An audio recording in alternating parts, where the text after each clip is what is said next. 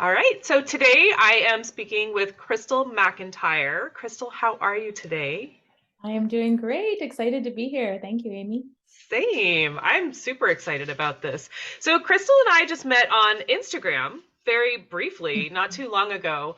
I saw some beautiful, beautiful artwork, and I'm trying to remember who had put it in my face. And I was like, dude, I'm loving this. So I just started following, and then I think you messaged me and you were like, hey, I would love to talk about sustainable publishing because Crystal has written a book, or she's yeah, a children's book, and you illustrate it as well because you're Mhm. super cool. It's super cool art, and you had mentioned sustainable publishing, and that just it blew my mind. I couldn't figure it out because everyone thinks books are paper. So what is not sustainable Mhm. about that? So, Crystal, Mhm. what the heck is sustainable publishing? What's up with the publishing business? Yeah. Oh my gosh. Thank you for having me. So when I started bringing my book to life, I realized as we move away from plastic, that we're moving into paper.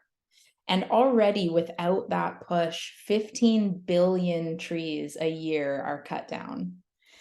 And within the publishing industry, there's like so many of these trees are being cut down just for textbooks. Mm, And so when I was bringing my book to life, I was like, how can I do this in a way that because I really believe in the value of connection between parent and child or guardian and child through reading. That was like a way that I connected with my parents, my grandparents. I have such fond memories of that. And there's a big push for that because people don't want to sit their kids in front of a screen to read a book. They want that tangible book. mhm. But I want to ensure that there's a planet left for this generation. Right. And so, yeah, I went down the rabbit hole of just what would it mean to bring a book to life as sustainably as possible? Yeah. And so what that looked like for my book was printing it on 100% recycled paper. So not only were no trees cut down to print my book, but actually there's trees that were saved and resources that were saved. And in the back of my book, I have a little information page about that. And That's not awesome. only that, yeah, not only that, I was faced with, okay, I can print it for super cheap in China, but I want to keep money in my own economy. And so through a little research, I found a carbon neutral printer just an hour away from me in Vancouver, Canada. And again, I think when it comes to sustainability, I often find myself weighing up cost. Mm-hmm. It costs more for us to protect our natural resources, to not be, getting something plastic thing made in China. It costs us more money. That's so And true. I was willing to pay more money in order to uphold the values that I have around this. That's awesome. That's awesome. And I mean, personally, I think that recycled paper just looks better. It's less intense. Yeah. But so tell us about your book. I'm Yeah. sorry. So Crystal has a book, and it is called, It's called Bear Extraordinaire. and it's adorable. Yeah, and this is about it's about a blind polar bear that sets off on a journey from the Arctic and discovers he learns how to see with his mind, and he discovers he's actually a spirit bear. And for those that don't know, spirit bears are real bears. They're white black bears. And it's a genetic mutation that happens to about 10 to 20% of these Kermode black bears. And they're only found in this tiny little rainforest on the northwest coast of British Columbia. And rainforest in British. Wait a second. There's a Yeah, there's rainforest in British Columbia? yeah, it's called the Oh, Great Bear Rainforest. cool. Yeah, and on Vancouver Island, there's quite a bit of rainforest as well, Ooh, actually. Yeah, cool. That's on my bucket list. Someday I'm going. Maybe yeah, next year. you should. Oh, yeah, the old growth forests there are so incredible. Cool. And so when I first found out about spirit bears, it was in like a trivia. The question was, there are white black bears, true or false? And I found out about spirit bears and I started researching them. And at that time, this was back in 2012, there was a proposal to put a pipeline through the Great Bear Rainforest from Alberta to the Pacific Ocean. And it was going right through their natural habitat. And this is the only place in the world where they're found. Of course. And so I wrote this story to raise awareness about that. Now, it took 10 years for the story to be ready to come out of me in illustration form. And so thankfully, that project has since been kiboshed, it looks like. But I found it quite interesting that as I brought this book to life at this point, it was all about how sustainable I could do it. So still I can see that Right. activist part of me. Yeah, you are hardcore. So, I mean, the book came about because you learned about these bears that were pretty much endangered. They're just in Mhm, this one place, and they were going to build a pipeline and mhm. kill it all. And so Yeah. you decided to write this book to raise awareness. And Mhm. then after doing that, you wanted to print that as sustainably as you could. Yeah. That's freaking beautiful, Crystal. Oh my gosh. And I did not know about spirit bears until today. Um wow, I did not know that. When someone said spirit bear, I was like, yeah, it's like a guardian angel or, like your spirit animal, Yeah. the animal that you connect with. Yeah. I did not know that. That's really Yeah. interesting. Yeah. And so they're they're not polar bears because they are very Brown different bears. and they're smaller, and they're not albino bears because they still have black noses and black eyes. And so it's actually a genetic mutation that happens with these black Kermode bears. And a black Kermode bear can have a spirit bear cub, and a spirit bear can have a black bear cub. But what they've found is that most of the time, the black Kermode bears mate together and the spirit Kermode bears mate together. Hmm. Yeah. But you said that a spirit bear could have a black bear cub and the other way Yes. around. So Yeah. if they mate with the one that looks like them, I I know think we're not like biologists really, but yeah, that would be an interesting thing to watch. there would be a higher chance that two spirit bears would have a spirit bear cub, but because it's a genetic mutation, it can still There's no go either guarantee. way. Yeah. Cool. Yeah. I am totally looking up rainforests in British Columbia. Yes. The Great That's Bear awesome. Rainforest. That's awesome. Uh, Yeah.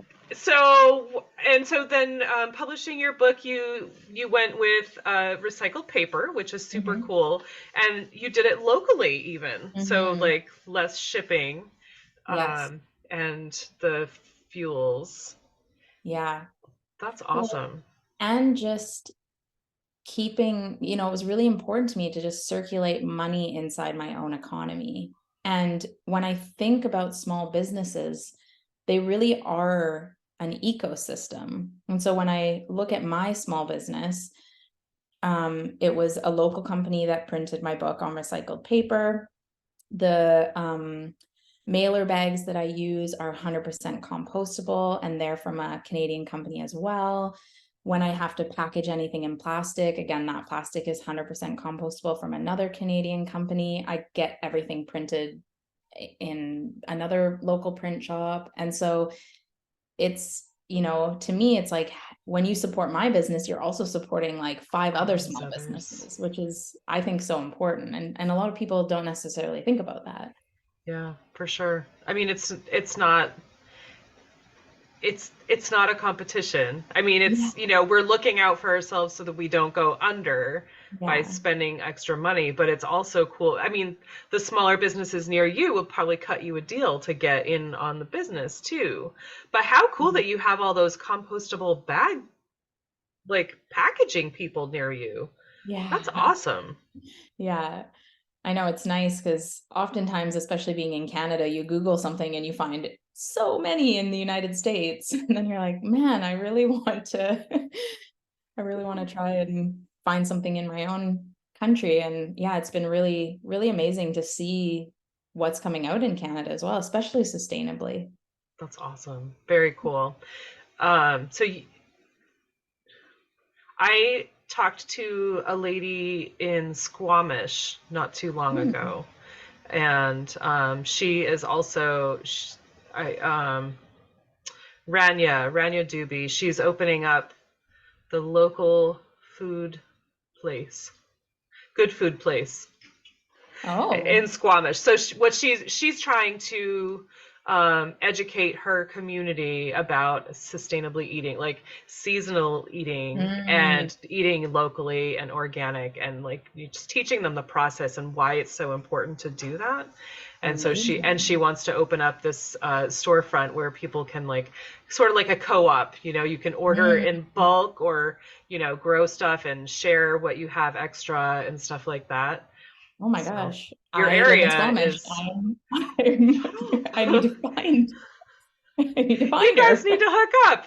I will be her number one customer. That's very cool. I mean, your little area is doing some big stuff. Yeah. That's super cool.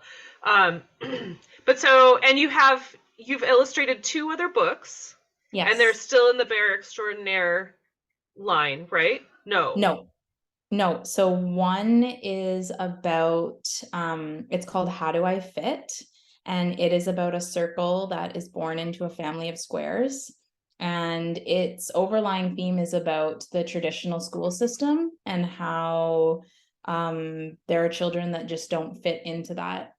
And so it talks about it shows him kind of like the circle, the things that he tries to do in order to fit into this box. Mm, And yeah, it's a very, very beautiful story. awesome. And I love it. the yeah, and then and that one's already out now. And then the other one is called 𝗚𝗿cie, and it is about a deaf boy who starts being able to hear sound through his heart. And he starts experiencing sound through his heart and just the journey that that takes him on, to understanding himself and life deeper. Oh, I love it. Yeah. Oh, I'm excited to see the pictures for those. That's really cool. Yeah. Yeah. I'm just remembering, I think it was the Be Clean store that hooked me up with you. Like, I think that Oh, I had seen that they had liked some of your posts, and I was like, I should look into that. yes. Or I love. they're carrying. Yeah, so they bought a few of the calendars. Every year I make Yeah, yeah. calendars with inspirational illustrations. And so they were carrying some of those this year. Yeah. Awesome. Yeah, and I think Rania hooked me up with them. Oh, So amazing. you guys you're all connected. You just gotta meet them.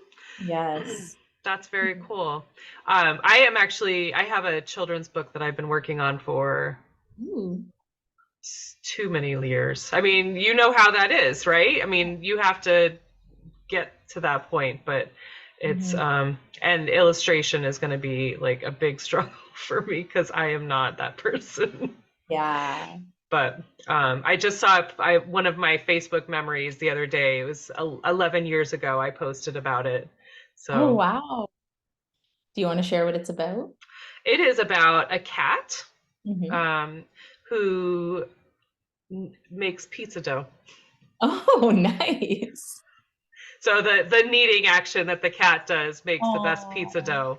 And yeah. yeah, it was I my love first that. cat. Yeah, I love that. Yeah. So I need to get on that. I really do. So, and maybe I'll hook up with you and you can help me out. Yeah, definitely. So Squamish is, gosh, you guys are doing some big stuff. That's exciting. I definitely am gonna work on that. What else? You were telling me that there is more to you than just book publishing. Yeah, so I also utilize the human design tool. So this is a tool for self-knowledge. It's essentially science meets spirituality. So it combines things on the spirituality side, like the chakra system, astrology, the tree of life, and this book called the 𝗙ǐ𝗀𝘁, which is the ancient book of changes. This is from about 3,000 years ago. This book has been around. Wow. And in the 70s, they discovered that the 64 hexagrams of the 𝗙ǐ𝗀 directly relate to the 64 codons of our DNA. Ooh, Yeah. 3,000 years ago? Yeah. Yeah. And Wow. so human design utilizes that, and it gives you this energetic blueprint of who you're here to be. And the thing I love most about human design is it gives you tangible things that you can start experimenting with. And just like anything, it's not meant to be a box that you fit yourself into. It's meant to liberate you. And so through the experimentation, you see, oh yeah, this works. Okay, this doesn't work. I let go of that. And I really love just how much it has freed up my own life and helped me not only see myself, but then be able to see others as individual as well, and not thinking that like they need to be doing it the same way as me or anything like that. Right. I mean, my first thought was it must just give you this feeling of connection, like to yourself, but also to everything around you. That's Hmm. very cool. 3,000 years? Yeah. And we haven't really, it's taken us 3,000 years to match that, So basically. the human design has been around since the 80s, but the 𝗙ǐ𝗀𝘁, which is the ancient book of changes, is from Asia, China, and Mhm. it yeah, they have it dated back about 3,000 years. And so it was a tool for divination back then. And in the 70s, science caught up to it and was like, oh wow, look at these 64 hexagrams. They relate directly to our DNA. Ah, okay. So we've been working to figure that out for about 50 years. Yeah, Once yeah, finding that. That's wild. Huh. yeah, I totally did not know about that. That's yeah, really interesting. yeah.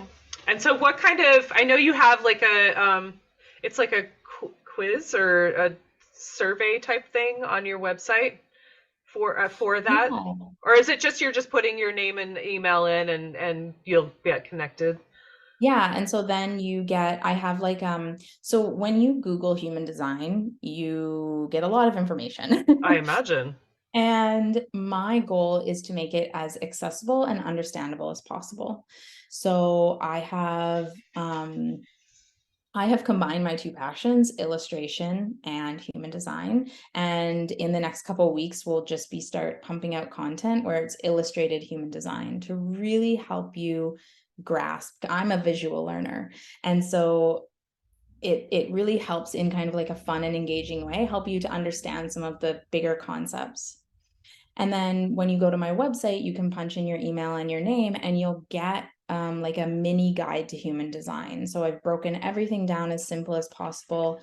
You can find yourself in it, but then you can also use it to see the rest of your family. Yeah. So it's like a more, maybe a more in-depth like ancestry or something like that, sort of. Would you? Except that it uses your birth. So you use your birthday, your birth time, and your birthplace, and it calculates everything astrologically, um, and through like the 𝗙ǐ𝗀 and everything to give you this like energetic picture of who you are. Okay, so it's not like that at all. All right. It's very different. Okay, I mean it's sort of the same idea but not physical, but more like Yes. metaphysical? Yeah, exactly. Okay. Interesting. That's really cool. And so that's really all that you put in, the birth date, the time and where you're born. Yeah. That's all it takes? Yeah. And then it does all the calculations for you. If you don't know your birth time, you can I mean, there are ways around. Some you can call the hospital. Sometimes they still have the records. I know people have gotten in like intuitive readings, or you can kind of just guess. Sometimes it doesn't change a lot, and sometimes it changes a lot. So you kind of play around and see. But yeah, the thing that I love the most about it is it tells you how you're designed to make decisions. And it always comes in the body. We think our mind, we get out the yellow notepad, we write down the pros and cons, but like the mind only knows the past. And so the mind can't predict the future. It doesn't really know where we're going.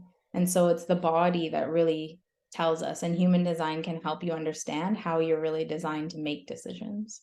Ooh. That is different. I mean, when you're telling me that about the body making the decisions, I'm my mind is going to like kinesiology. Is that like that it draws you? Well, But more that's just where my so, mind goes. yeah. Some people, it's their gut. So your gut is telling you like, this is right for me, this is wrong for me. Some people it's intuition. Some people it's this heart pull. And so it still takes practice to deepen the relationship. But it's really showing us like the mind is not really here to make decisions, because sometimes the way that we're supposed to move forward doesn't make the most sense. It's like when you said like, okay, I don't know why I need to do this thing, but I need to do it. It's like that intuitive hit to call someone, and then they're like, oh, I was literally picking up the phone to call you. It's outside of the realm of logic and understanding, and it I love plays that. in the yeah, and it's tapping into the energetics of life. Yeah. Oh man, that's cool. And so that is the human design. Yeah. I want to say genetics, but it is sort of, but it's not the title. Okay, human design. That's very interesting. I had no idea. I'm so looking that up. And so that must be a big thing right now. I hope that you've got lots of people that are like, I need to figure that out. Yeah. Is there a next for you? Like what's in the future for you? Well, ultimately bringing to life human design picture books. Ooh. Yeah. But not in the way of, again, it's like, I mean, I already have them kind of coming to life, but it's less about, again, it's not a box that you want your kid to fit into. It's about bringing awareness to how your child naturally already moves through the world, and honoring that. And my big thing with human design is the way we're in relationship together. So what I really love is, I say, like in my business, I hold up the two-way mirror. First, you get to see yourself through the mirror, and then we spin it around, and it becomes the window to which you view everyone else, knowing that they are also unique individuals who do things in different ways. And the more that we can honor that, especially as children, we can help them to grow up in more ease and alignment, being like, oh yeah, this is normal that you don't have a lot of energy, because you're not the same as this kid over here that just runs around all day and never seems to tire of energy. Right. We're all different, and it takes all types. Yeah, exactly. That's what makes it beautiful. Huh. And that would teach children to be more reasonable. Maybe. I just feel like a lot of adults are very unreasonable and just like, just not flexible at all. Yeah. And you can see, even in relationship where one person's energy is naturally a lot lower than another person, you can see the clash, and like okay, how do you relate to rest as the person who needs more rest? Mhm. And how do you relate to not needing rest and being okay with just being like, no, I'm going to keep going. And yeah, it to me, human design is like a permission slip. And so when we can give that permission slip to ourselves, we can start giving it to other people and helping Mm. kids see like, oh, do you feel like the blue heron that likes to go to the depths, but then comes back up, but also stands, just like rests super still and then flies, you know? So I have created these birds, and I didn't create them, they're real birds, but like, or there's 5 energy types. And so each energy type has its own bird, so that hopefully the child can connect in some way to the attributes that that character has without it being like, no, you're the peacock, so you're like this. It's like, oh, which one does your child naturally resonate with? Mhm. Mhm. Yeah, I think growing up we did a lot of like Winnie the Pooh, who do you Yeah. connect with? And I remember always being like connecting with Eeyore, and that was like, you know, but it was like not the most positive light. Mm, you yeah. know? So that's interesting. That's really interesting. And then the way that you describe it, like going into the depths, but then soaring up after, that's beautiful. Just to, you're not, I'm sure you could describe it a lot better than me, but I love that. And to use birds, why not? Yeah. Are you, are you a bird watcher? Like, do you, I definitely love birds. yeah, And when I was feeling into the attributes of each character, I mean, birds are just so magical. There's ones that live, go under the water and go in the sky. And I just think they have these like mystical kind of qualities to them oftentimes. Oh my God. Hang on 1 second.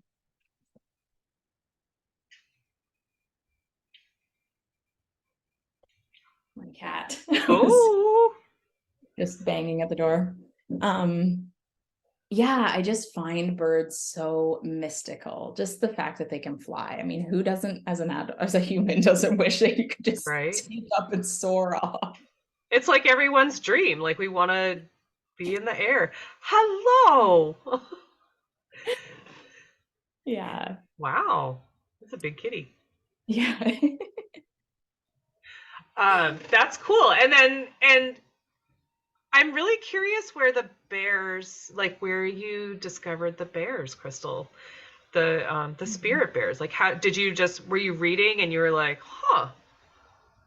It was some sort of trivia. I don't even know if I was like at a trivia night or it was just like somehow I saw this trivia that asked true or false, there are white black bears.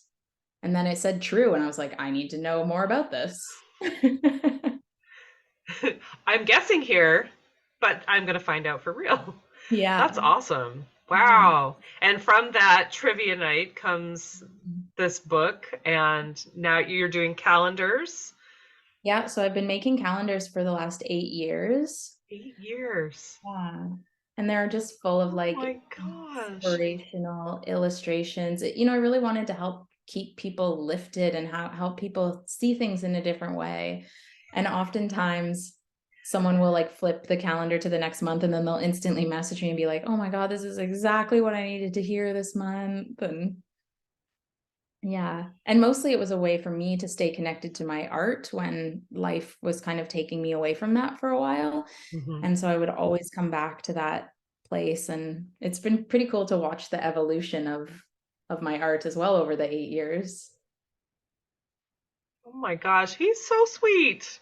Yeah, I know. Oh, So needy. you're not paying attention to me. Oh my No, goodness. no, yeah. Wow. So that is really interesting. And I'm going to be watching to see what happens with the human design picture books, Yes. how that is coming out. And you were saying that you've got a book that you illustrated that's coming out in the next month.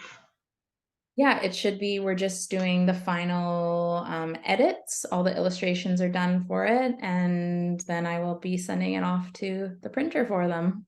And that's the one called 𝗚𝗿𝗄𝘁. Yes. Sweet. Yeah. Very cool. Well, so Crystal, when I say the word sustainability, what does that mean to you? Hmm. I know it's a big word. Yeah. Sustainability to me really means leaving the least impact as possible on the planet for the next generation. And like I mentioned earlier, also just continuing to circulate money inside my own economy to generate and to promote small businesses and things. But yeah, it's really important to me to leave a nice planet for the future generations. Right? I know. I was Yeah. talking to someone, just I think last week, and he was like, why are you so passionate about sustainability? And I was kind of feeling pressured, like, why? And I was like, I don't know. And then I said something like, I grew up in the 80s, and it was the age of excess, and everything was so fun and loud and playful, and hairspray and loud engines, and and we killed the environment. And now, like, I feel responsible, like I need to take that back and like try to make it better. I mean, I know it wasn't me personally completely, but Yeah. someone's got to. Yeah. I feel guilty. I feel guilty because I don't have children, but the world is a mess right now. Hmm. And we did that. I think if everyone did what they could, and I see a lot of anxiety around like, I have to do it all. And it's like, if you can just do what's manageable for you, whether that's always reusing reusable bags, whether that's, buying as much as you can locally, supporting, getting things secondhand. It's like whatever feels good for you. We can't do it all. And I think more onus needs to be put on corporations, but Hmm. we the people make the decisions. So if we're not buying things from them, They should feel then that. they'll feel that. Someone recently told me that Amazon is planning on laying off 10,000 workers. And I was like, that's Oh. amazing, because that tells me that people have gone back to supporting their local economies Mm. and really being intentional about like, okay, yeah, I have to use Amazon for this thing, but I don't shame anyone that uses Amazon, but like, can we be a little bit more intentional if you can drive 30 minutes and get it versus just Hmm. ordering it off Amazon? Hmm. Right. I love I love the way that you said that, though. I think the word manageable is key, Mm-hmm. because that is pretty much my goal. Like, I want people to feel like you don't have to do everything, but we can all do something. Yeah. Yes. I'm so jealous. For people that are just listening and not watching, check out YouTube. This is adorable. Crystal has a cat that is literally like licking her face, just giving kisses, Yeah. and it's very sweet. Yeah. You're like, excuse me. Pay attention here. Manageable, manageable. Manageable. Yeah, That's the whatever we key. can manage. Yeah. Yeah. Some people turn the shower off in between so they can soap up. Like, that's not my jam, but I buy most of my things secondhand or, printed a sustainable picture book. And so again, I think it's not about shaming what people don't do. It's like Just encouraging. celebrating Yep. what we do. Absolutely. Absolutely. 100%. And Crystal, if people are totally inspired and want to learn more about human design or your incredible art and your big heart for the environment, like, how can people find you or follow you? Yeah, so you can follow me on Instagram It's at 𝗏crystal McIntyre. And that's with And a Y, right? yes, McIntyre with a Y.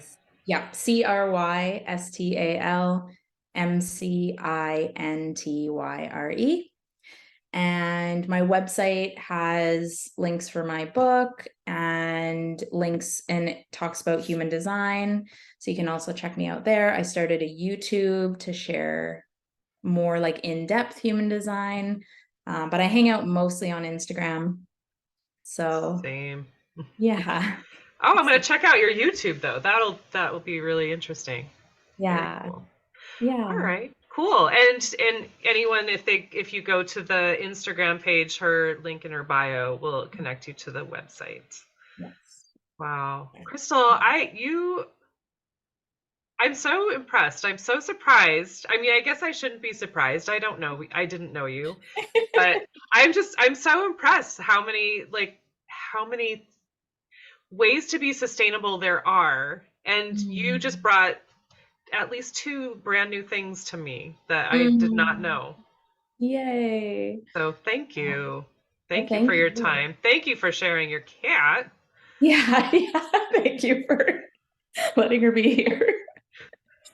Yeah, and honestly, thank you for this podcast because it gives people new insight into the manageable thing that they can do without it needing to be overwhelming. And so, yeah, this is such a beautiful podcast to have to just help bring awareness and help people be like, "Ooh, that's the thing that I'm gonna explore and dive into." That's my plan. Thank you so much. Yeah, yeah. Awesome. Well, I really appreciate your time, and oh my goodness, the things that you do are just awesome. Thank you. Thank you so much. All right.